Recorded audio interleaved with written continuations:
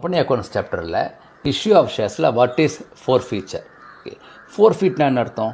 ஒருத்தர்கிட்ட இருக்கிற டைட்டிலையோ ப்ராப்பர்ட்டியோ ரைட்ஸையோ ஓகே அவர் ஏதோ ஒரு பேமெண்ட் பண்ணாதனால அதை திரும்ப எடுத்துட்டுறாங்க. That is call four feet.